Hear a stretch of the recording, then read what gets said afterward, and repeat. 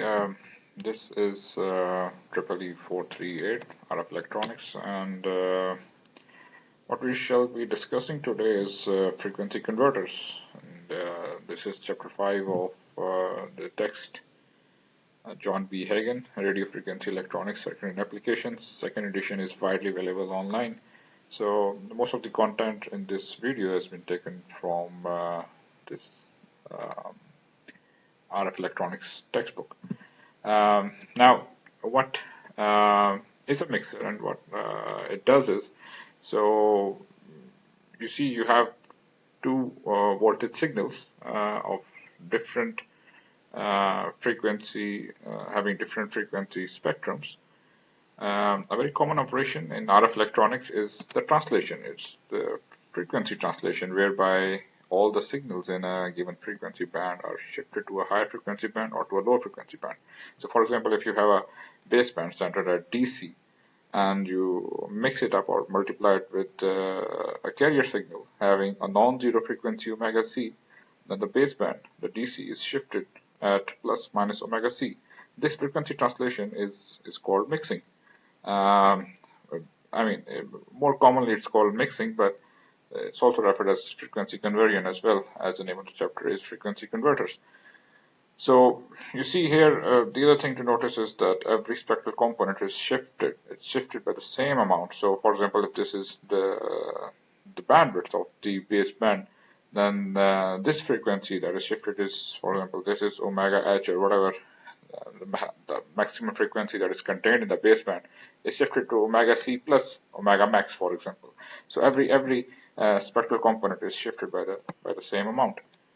How it is done is it's well, you can have a passive mixer, you can have an active mixer. If you are having a multiplier that consists of BJT elements or FET elements, it can be a passive if it consists of diode elements, for example.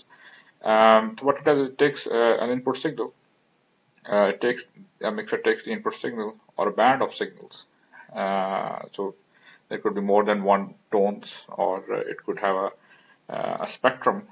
So usually a segment of spectrum that is to be shifted by combining it with the reference or a local oscillator signal, whose frequency is equal to the desired shift in the frequency. So local oscillator signals has a frequency that is equal to the desired shift in the frequency. So the baseband, or whatever, for example here, it's a tone signal. It is shifted by the same amount whatever the frequency of the local oscillator is. So that is the output shall consist of the shifted version of the baseband around the carrier frequency or the local oscillator frequency, and this is referred to as LO. So in radio receivers, the reference or LO signal is a sine wave generated within a receiver by a local oscillator. The input signal port of the mixer is usually labeled as RF, while the other two ports are LO and out, or the intermediate frequency, IF. So here's an example of the two graphs are showing two different signals. The above graph shows the multiplicants. So you have a sine t and the other signal is sine 1.455 t. The broken line, it's a high frequency signal that you can see. When these are mixed, you have a high frequency content and then you have a low frequency variation as well. Well, that's what the mixing is. So for example, if you see by a trigonometric identity, multiplying these two signals will consist of an output. That is that will be the sum and difference of the two frequencies, that is 1 and 1.455.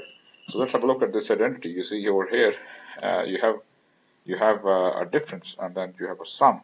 So this is what it makes the basis of mixing or modulation. So multiplication, you see over here, is a nonlinear operation. Why it's a nonlinear operation? Because of course it is based on nonlinear circuit elements like diode and transistors, but then it produces new frequencies as well, because it consists of those cross product terms, and as a result you have two new frequencies, because this is a single term. In general, you can have more than one sinusoids, or it can be a segment of spectrum, as we have seen earlier.